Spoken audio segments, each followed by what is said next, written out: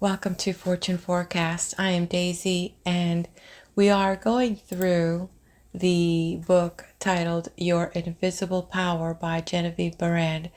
It was published in 1921, and it is in the public domain.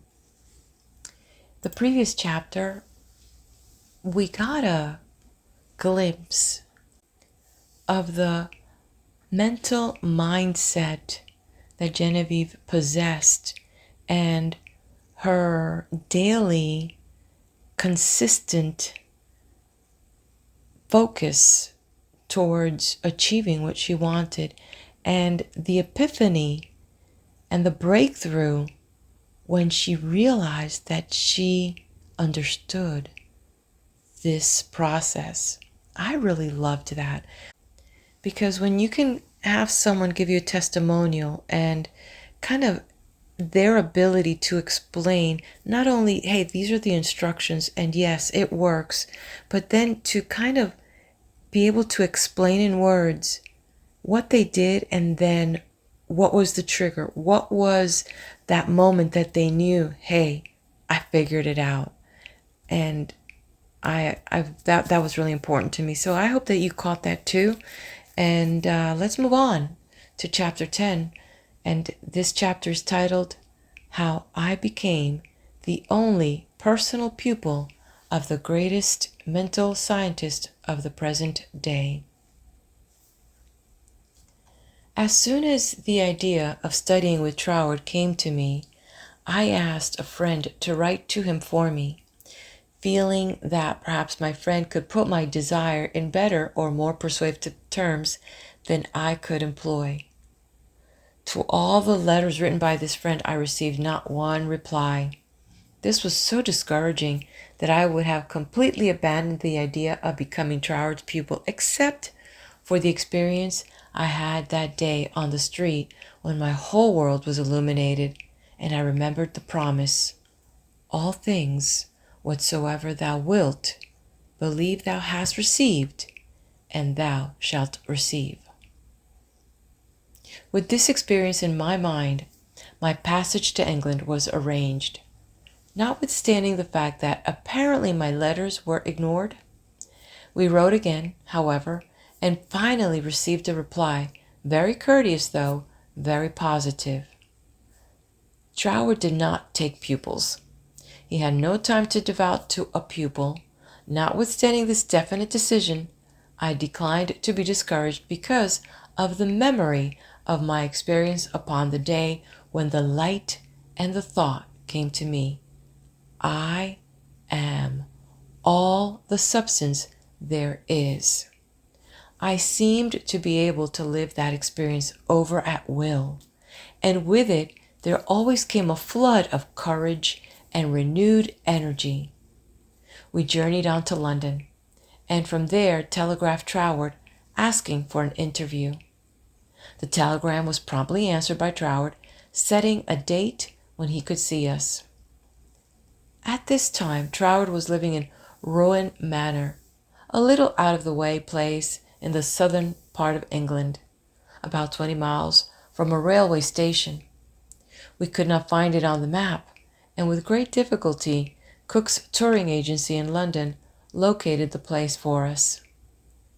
There was a very little speculation in my mind as to what Troward would say to me in this interview. There always remained the feeling that the truth was mine. Also, that it would grow and expand in my consciousness until peace and contentment were outward as well as inward manifestation of my individual life. We arrived at Troward's house in a terrific rainstorm and were cordially received by Troward himself, whom I found, much to my surprise, to be more the type of a Frenchman than an Englishman. I afterward learned that he was a descendant of the Huguenot race, a man of medium stature with rather a large head, big nose, and eyes that fairly danced with merriment. After we had been introduced to the other members of the family and given a hot cup of tea, we were invited into the living room where Troward talked very freely of everything except my proposed studies. It seemed quite impossible to bring him to that subject. Just before we were leaving, however, I asked quite boldly, "Will you not reconsider your decision to take a personal pupil? I wish so much to study with you."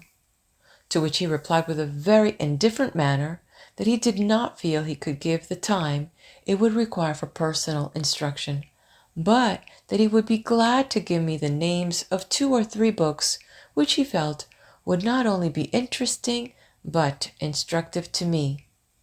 He said he felt much flattered and pleased that I had come all the way from America to study with him, and as we walked out through the lane from his house to our automobile, his manner became less indifferent. A feeling of sympathy seemed to touch his heart, and he turned to me with the remark, "You might write to me, if so inclined, after you get to Paris, and perhaps, if I have time in the autumn, we could arrange something, though it does not seem possible now." I lost no time in following up his very kind invitation to write. My letters were all promptly and courteously answered, but there was never a word of encouragement as to my proposed studies. Finally, about 2 months later, there came a letter with the question in it, "What do you suppose is the meaning of this verse in the 21st chapter of Revelation?"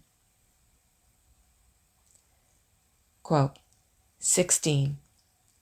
"And the city lieth foursquare, and the length is as large as the breadth.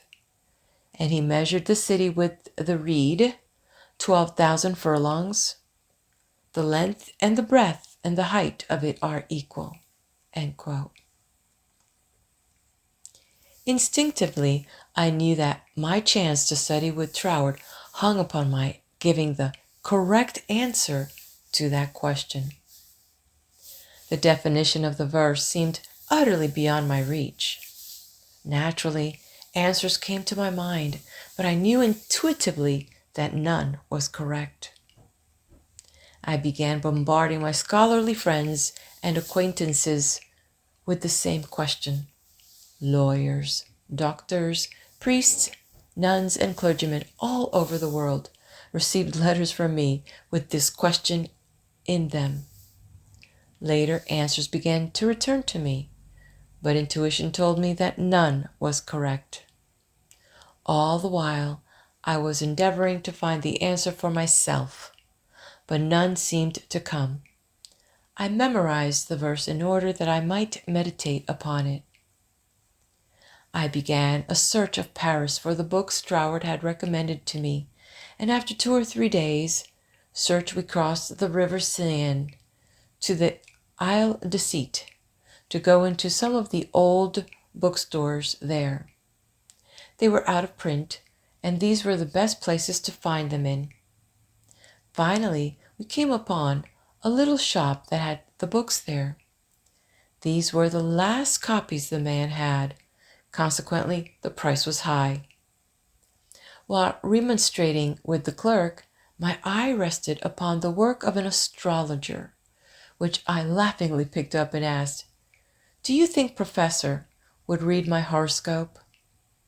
The clerk looked aghast at the suggestion and responded, "Why, no, madam. This is one of France's greatest astrologers.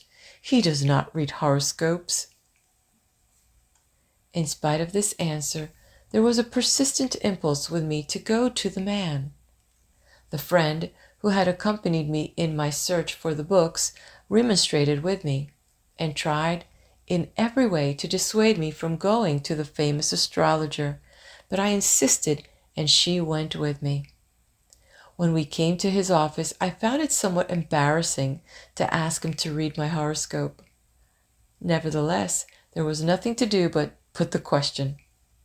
Reluctantly, the professor invited us into his paper-strewn study, and reluctantly, and also impatiently, asked us to be seated.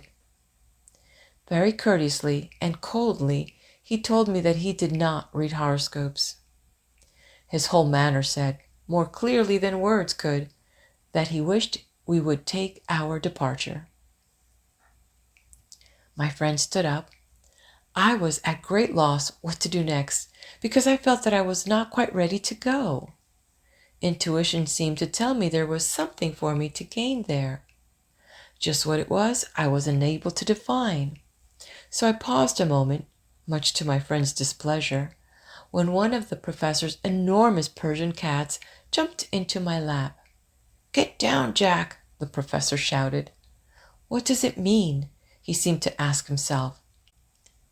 Then, with a greater interest than he had hitherto shown in me, the professor said with a smile, "Have never known that cat to go to a stranger before, madam." "My cat pleads for you.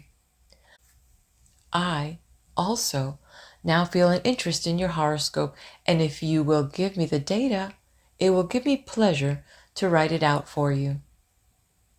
There was a great feeling of happiness in me when he made this statement.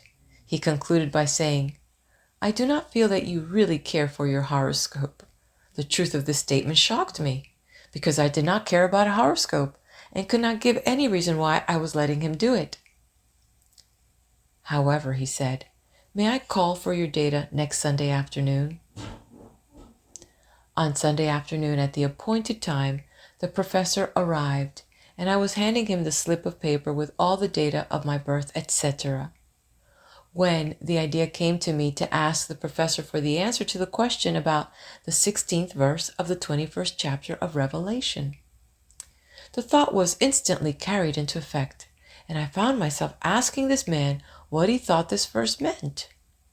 Without pausing to think it over, he immediately replied, "It means the city signifies the truth, and the truth is non-invertible. Every side from which you approach it is exactly the same."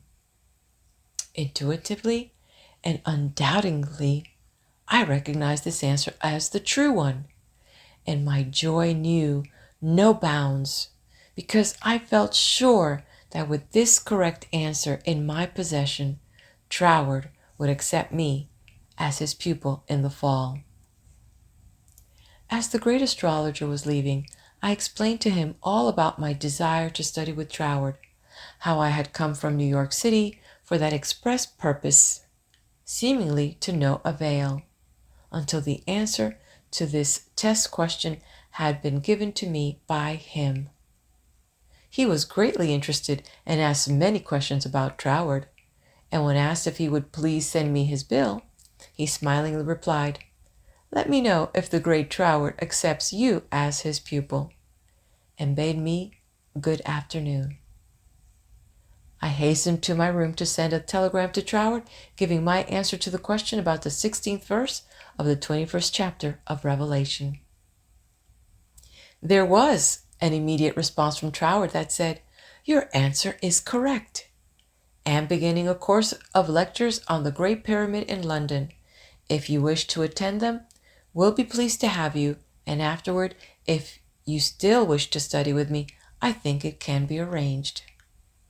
On receipt of this reply, preparations were at once made to leave Paris for London. I attended all the lectures, receiving much instruction from them, after which arrangements were made for my studying with Troward. 2 days before leaving for Cornwall, I received the following letter from Troward, clearly indicating the line of study he gave me. 31 Stanwick Road, West Kensington, England, November 18, 1912. Dear Mrs. Behrend, I think I had better write you a few lines with regard to your proposed studies with me, as I should be sorry for you to be under any misapprehension as so to suffer any disappointment. I have studied the subject now for several years, and have a general acquaintance with the leading features of most of the systems, which, unfortunately, occupy attention in many circles at the present time, such as Theosophy, the Tarot, the Kabbalah, and the like. And I have no hesitation in saying that, to the best of my judgment, all sorts and descriptions of so-called occult study are in direct opposition in the real life-giving truth, and therefore you must not expect any teaching on such lines as these. We hear a great deal these days about initiation, but believe me, the more you try to become a so-called initiate, the further you will put yourself from living life. I speak after many years of careful study and consideration when I say that the Bible and its revelation of Christ is the one thing really worth studying, and that is a subject large enough in all conscience, embracing, as it does, our outward life and everyday concerns, and also the inner springs of our life and all that we can in general terms conceive of the life in the unseen after putting off the body at death. You have expressed a great degree of confidence in my teaching, and if your confidence is such that you wish, as you say, to put yourself entirely under my guidance, I can only accept it as a very serious responsibility, and should have to ask you to exhibit that confidence by refusing to look into such so-called mysteries as I would forbid you to look into. I am speaking from experience, but the result will be that much of my teaching will appear to be very simple, perhaps to some extent dogmatic, and you will say you have heard much of it before. Faith in God, prayer and worship, approach to the Father through Christ, all this is in a certain sense familiar to you, and all I can hope to do is perhaps to throw a little more light on these subjects, that they may become to you not merely traditional words, but present living facts. I have been thus explicit as I do not want you to have any disappointment. And also, I should say that our so-called course of study will be only friendly conversations at such times as we can fit them in, either you coming to our house or I to yours, as may be most convenient at the time. Also, I will lend you some books that will be helpful, but they are very few, and in no sense occult. Now, if all this falls in with your ideas, we shall, I am sure, be very glad to see you at Wren Manor, and you will find that the residents there, though few, are very friendly, and the neighborhood very pretty. But on the other hand, if you feel that you want some other source of learning, do not mind saying so, only you will never find any substitute for Christ. I trust you will not mind my writing you like this, but I do not want you to come all the way down to Cornwall and then be disappointed. With kindest regards, yours sincerely, signed, T. Troward. This copy of Troward's letter, to my mind, is the greatest thing I can give you. And this concludes Chapter 10. Let's go on to Chapter 11.